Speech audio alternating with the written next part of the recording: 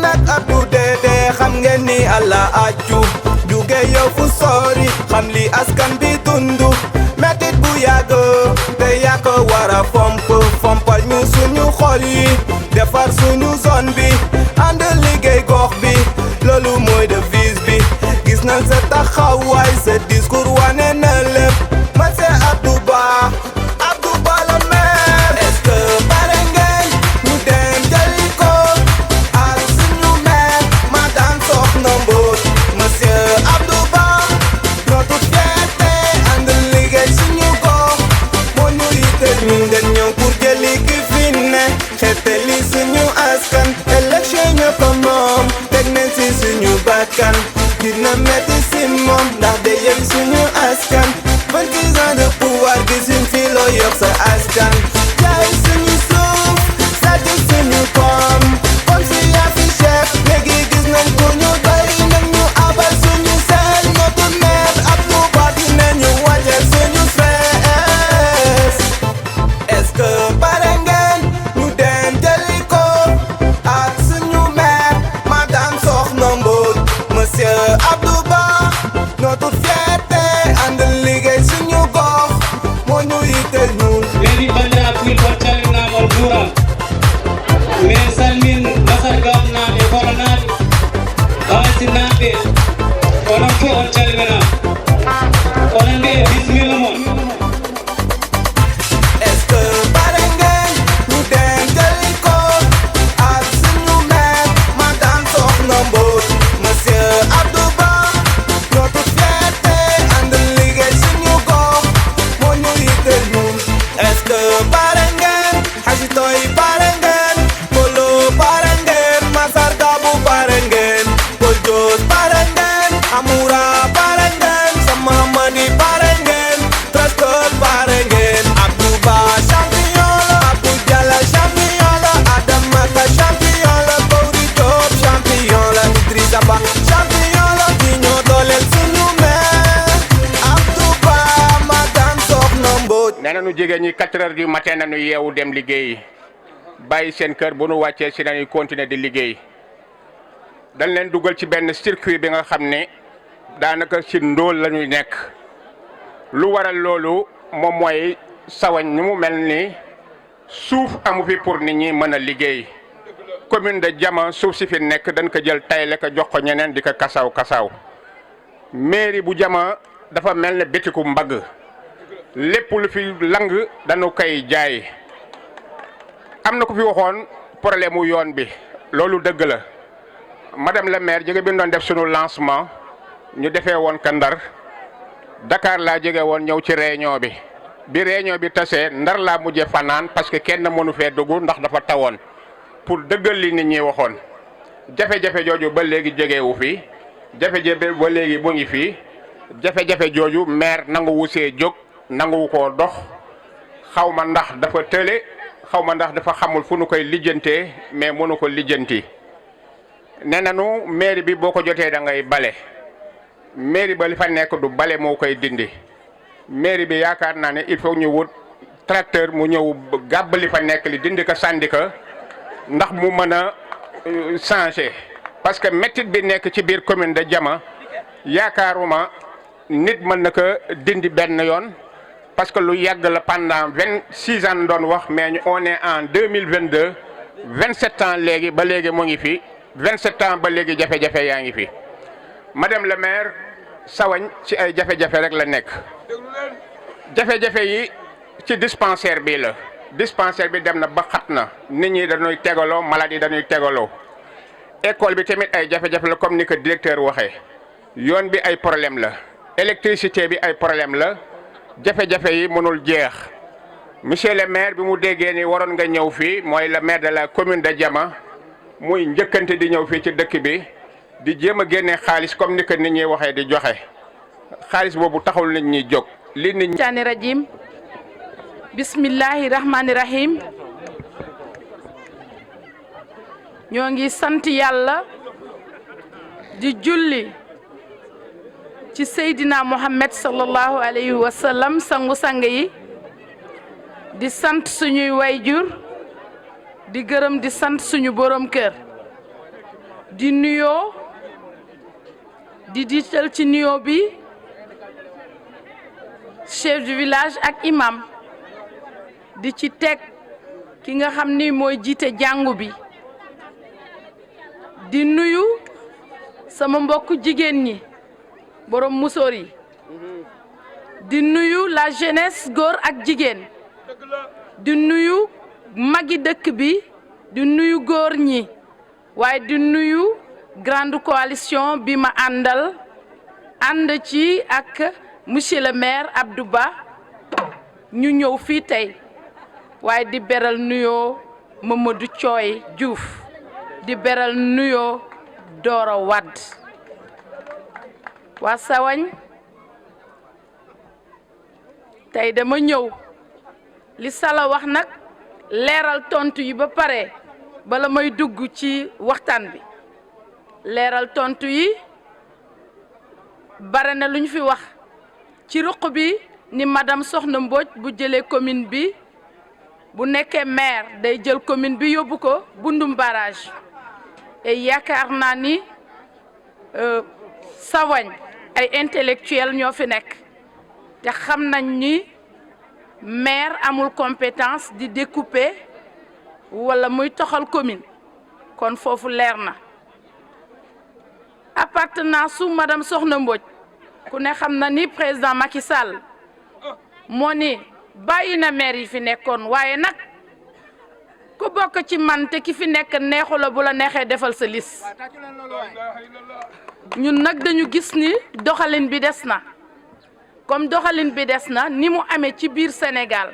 dama ni du exceptionnel ci biir commune de Diama déedéet Sénégal yépp la ku mu jaaxal nga dem Fouta soo demee Fouta yaakaar naa 95% Foutanké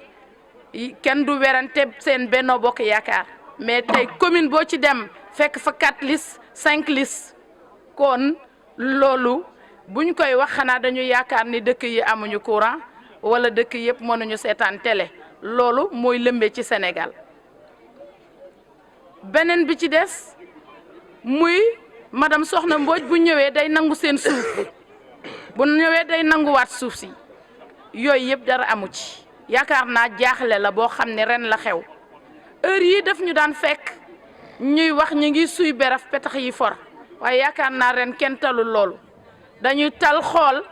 équipe bi nga xam ni moo jàkkaarloog moom ñuy xool naka la ñu mën a def ba nit ñi won leen ginnaaw waaye dafa am loo xam ni defu yàlla la dañ koy santaate yàlla grande coalition ba ñu koy sos dañu xool ñan ñoo ci war a bokk ñi ci war a bokk am ay portrait bi ci jiitu mooy jukk ju rafet fulla ak fayda nangu daan suñu doole ñi fi taxaw tey di grande coalition ay millions soxalu leen bu leen soxaloon kon dinañ ranger wu feneen am ka te dem tëdd nelaw mu noppale li leen soxal mooy jàmm yàlla ci askan wi loolu la ñu yëg ni moom la ñu war a defal askan wi te ci loolu la ñu nekk ma dellu si tuuti am na jeune bi fi doon wax ama moom ndeysaan dafa yërëm way juram moom bi mu ñëwee dafa insister fàtte na programme jeunesse bi mais dafa delloo si waat jigéen ñi teg seen programme indi seen programme kon wane na ni tey jii jigéen ñi am nañu sas fu ma dem ki may jëkk yëpp mooy jigéen ñi góor ñi ren ñoo ni jigéen ñi yéen la kon kenn ku ci nekk war nga jàpp ni sas bii man maa ko moom tey bu ñu tegee jigéen ci commune bi dafa mel na man maa fa toog jigéen yërmande ci moom la fekk baax jigéen ñi koy yërëm tey bu partenaires yi ñëwoon buñ ne jigéen a yëkkati loxo bala ñuy jox kenn jox ko buñ ne xale yëkkati loxo bala ñuy jox kenn jox ko te ku nekk xam na ni jigéen uuful lu dul njabootam te njaboot gi borom kër gaa ngi ci biir kon ci loolu Aline dama lay gërëm di la sant parce que yow programme mu 4-4-2 da nga ko résumé waaye comme xale bi dafa ñëw insister ci jigéen ñi yërëm ay waajuram bëgg ñu jàppale leen ñun dañuy cuqati programme jigéen ñi ci biir 4-4-2 wax ñun lan lañ ci nisër ëllëg bu ñu yàlla dénkee commune bi ñu jàppalee ci jigéen ñi programme 4-4-2 li mu fas yéene ji jàppale jigéen mooy 4F yi 4F yi mooy formation formalisation financement. formation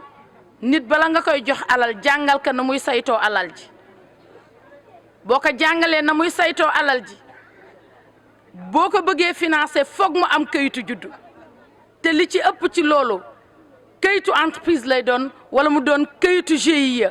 wala mu doon bu dee association kayitu association kon formaliser ko ba pare doogam koy wutali financement. yaakaar naa ni ku gis grande coalition anticiper nañu ci programme 442 ci biir campagne bi moo de ne ñun fu ñu dem dinañ yëkkati as lëf jox jigéen ñi moo xam fañ koy dugal pour mën a dugg ci programme 442 maanaam fexe financer jigéen ñi kon ñun anticiper nañu ci loolu te ku ni financement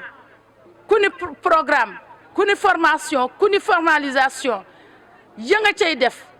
da nga xalaat alal jooju fan nga koy jëlee ji alal ji duñ ko jëlee ji fudul ci partenariat public privé yi coopération décentralisée partenariat technique financier et fonds de dotation et fonds de concours financement populaire foofu lañ koy wutee ji te activité yi ñu saytu gis ni ci biir commune de Diama jigéen ñi loolu la ñu ëpp ci li ñuy def muy commerce bi ndax jigéen ñi li ñuy jëkk a jooytu mooy ñàkk suuf ñu ngi yëngu ci mbay mi naam mais ci ban mayo la ñuy yëngatu ci mbay mi mooy li ci ëpp mooy transformation commercialisation jënd ceeb transformé ko di ko jaay wala jënd njaay mu sew mi di ko jaay donc loolu ñu xalaat ñun ci programme 442 ku ne xoolal plus de 100 villages ci commune de Diama tey luy suqali suñu commerce dëgg-dëgg bokk na ci marché hebdomadaire wax leen ma ci biir commune de Diama fan moo am marché luuma dañu koy jëggaani di ko jëggaani Ross Béthio dimanche bu jot pourquoi pas ci biir commune de Diama ñun li ñu nisar mooy ci biir commune de Diama bu ñu ñëwee zone bu nekk fexe samp fa marché hebdomadaire loolu jigéen ñi bu ñu leen financé ñu am ci lu ñuy yëngu te lu ñuy yëngu mooy fexe marché yooyu nga xam ne képp ku nekk ci biir Sénégal dinañ ko siiwal ñu ñëw di jënd ka jaay financement bu ñu leen jox ñu mën ko def fenn jigéen ñi dinañ am financement mais li ci ëpp amuñu ban yëngu yi ci ëpp duñu ko mën a def ndax lan amuñu fu ñuy yëngoo looloo tax ñuy créer marché hebdomadaire yooyu ñuy am fu ñuy yëngoo li ci ëpp financement yi ñu leen di jox ci mutuelle yi comme liñ leen di wax li tax muy diig mooy dañ lay jox xaalis bi du mat dara nga dem yu dugal ko ci dépense bi mu jeex ñu ñëw di la topp bor fekk amoo loo liggéey kon loolu xam nañ ko moo tax ci formalisation bi ñun anticiper nañ ci programme 442 anticiper ni ci formation yi ndax bi ñu ñëwee li ñu jëkk a xalaat mooy jigéen ñi dañu nekk ci secteur informel amuñu ay GIE xawma loolu agsi na fii wala déet mais waxoon nañ leen nañu jël carte d'identité jigéen ñi ñu photocopier ko former ay GIE ñu yóbbu ko formaliser ko actuellement nii GIE ñi ngi APIX pour ñu defar leen formaliser jigéen ñi kon ñun suñu programme 442 ci affaire formalisation anticiper nañ ci incha allahu rabbi ba fas nañu yéene balay élection yi di ñëw ñu def remise u GIE yooyu kon foofu lay gàttale ci programme bi nga xam ni moom la ñu nisër ci jigéen ñi programme bi dafa yaatu boo xam ni mënuñu tëb jóor ko mais dañ ci cuqati tey lu tax ma tëb cuqati jigéen ñi c'est que xale bi moo tëb ni jigéen ñi ku fi ñëw insister ci bëgg-bëggu jigéen ñi ñu ne kon dinañ cuqati programme bi ñu téyal jigéen ñi ci autonomisation de la femme teg ko ci 3F yi moo tax ñu toj ko tey ji may wax ni nag dégg naa Savagne am na ay réalisations quelques réalisations mais nag ñu delluwaat xoolaat tuuti réalisation yi man dama wax ni réalisation yi ban jamono la ñëw foofu la ñuy xool moo am solo ndaxte buñ la liggéeyloowee dama ne liggéeyal askan wi ba pare nga dem tëdd bu élection jotee ñu falaat la waaye réalisation boo xam ne du ñëw lu dul jamono rokki mi rokki duñ ko seetaan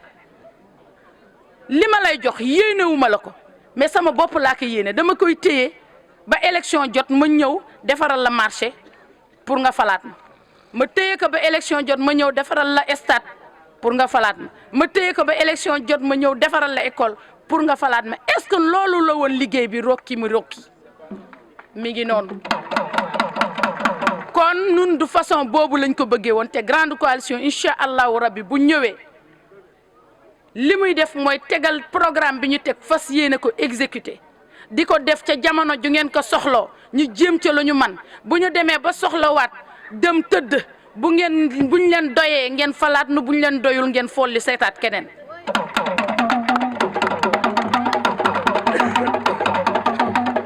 ma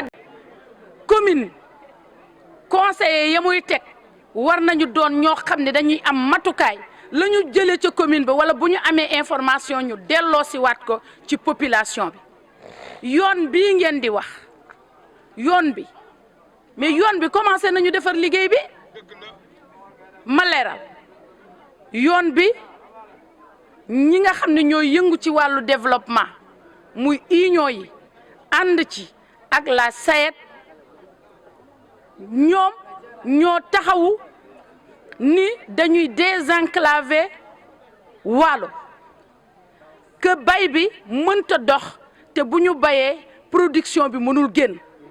ku ne gis na jafe-jafe poste de production yi Waalo am ci loolu la banque BAD banque africaine de développement financé tronçon yi am na ci nag lenn ci tronçon yoo xam ne am nañu chance ñu commencé que route bitumée mais yi ci des piste lay doon yaakaar naa ku xool commencé na Bundum barrage tronçon Bundum Ross Béthio Bundum gis ngeen ñu commencé ko defar liggéey boobu mi ngi déparé Rosso Sénégal piste bi dana dem ba Rosso Sénégal génn ji Jama am na tronçon boo xamante ni nii dañ koy jëlee fii ci Jama tronçon Jama boobu dana génn ba seen kii bi si sawañ si seen croisement bi dina fa génn si am na yeneen yoo xamante ni am na fu muy tronçon yi am na fu muy départ ba génne waat ci tali bi boo demee commencé nañ ko Rosso Sénégal ba mi ngi agsi na Waasul dana passé Waasul bu passé Waasul day continuer ñëw ba génn ji Débitiguet génn ji Jama boobu mooy jëlaat yoon bi génn si croisement bi liggéey bi commencé nañ ko travaux yi commencé nañ ko mais dina agsi incha allahu rabbi financé nañ loolu mais boobu ñu ngi ko tuddee boucle du riz commune yënguwu ci mais baykat yi ñoo lot di ko diis président di ko diis guddeeg bëccëg ba SAED programme loolu boucle du riz boobu mooy loolu te commencé nañ ko liggéey te yoon wi dina agsi incha allahu rabbi ñi ci amagum chance am route bitumée mooy tronçon Bundum Ross Béthio Bundum dañ koy bitumé tronçon Rosso Sénégal ba Bépar Gorom dañ koy bitumé li ci des nag BAD dafa ni ñoom dinañ wutaat yeneen partenaires yu mën a financer loolu et ngeen xam ni financement yoon boobu ànd na ak des mesures d'accompagnement yoon boobu piste de production bi village bu mu romb teg nañ fa benn bëgg-bëgg wax commune bi lan la ñuy def ci village boobu comme bu ma leen ko mënee wax programme MCA bi mu fi jaaree bi mu réaliser li muy réaliser ba pare am na mesure d'accompagnement maye na ay ambulance tabax na ay école tabax na ay centre de santé mooy comme loolu programme yoon boobu ànd na ak ay mesures d'accompagnement village bu mu romb soit dinañ la defal école wala ñu may la ambulance wala ñu defal la li nga xam ne demandé woon nga ko kon programme boobu dama xamul lu tax sawañ nekk gu ci au courant ba léegi en tout cas ñun lu tax ñu nekk ci au courant dañu participer ci réunion boobu parce que dañu jiite mbooloo baykatu jigéen ñi ba ñuy convoqué préfet convoqué ñu def ko vidéo conférence ànd ci moo tax ñu mën ci joxe leeral yooyu mais baykat yi ñoo ci sonn di ko toppatoo ba financement boobu génn kon boobu sotti na travaux yi mi ngi ñëw dina agsi fii incha allahu rabbi kon ñuy wax ni bala muy agsi fii yal nañu yàlla wërsëgal ñu jël commune bi ba mesure d'accompagnement yooyu ñu topp ko ba village yi muy romb am li ñu war a am incha allahu rabbi li ñuy woote nag mooy jigéen ñi suñu mbokk jigéen ñi rek fu ma dem sensibiliser cër bi dañ ñu ko cërale waaye jëlaat nañ ko wékk ko jigéen ñi bu antoo seen loxo ngi ci bu antuwul yéen a ci génnee seen loxo fu ñu dem nag grande coalition si lu ñu am ci suñu ñaq dinañ jéem a am lu ñu defal ko population bi mais bari na si jafe-jafe yoo xam ne duñ ko mën te yorewuñu commune bi waaye fiñ tollu tey jii génne nañu 600 000 pour jox ko ñaari village yi xaw ma ñaari quartier yi incha allah waaw di ko xeeb nag parce que nekkul ni dañuy jaay suuf def ko nekkul ni budget la ñu yëkkati ko def ko mais suñu ñaq la ñu jël di anticiper di leen wan ni ñun bu ñu commencé nii la ñuy liggéeyee mais nag anticiper bi am na doole anticiper bi ñu def ci liggéey bi tax na fu ñu defoon benn ña ngi fay def ñett kon grande coalition liggéey na ba liggéeyloo ki liggéeyul woon. man def sawañ bu ñu fi jaaraatee ba dellu dana defaat sawañ mais jël leen ko yéen a ko moom jamono bañ ko waree joxe wuñ ko woon jamono yu rokki mi rokki la te 16 bi moom wax dëgg yàlla retraite dafa jot nag retraite dafa jot nañu ko jàppale li Adama waxoon ñu jàppale ko yóbbu ko retraite ndax mu mën jël der bi mu ma Golbert Diagne waxoon naka mag boo demee ba weesu juróom benn fukki at jëm juróom ñaar fukki at soxlootuñ sa doole bu dee doole rocceeku na soxlootuñ sa xam-xam li ñu soxla mooy ñaan jël der bi julli di ñaanal commune de Diama ndax ñi koy wuutu man soppiwaat xar kanamu commune de Diama jërëjëf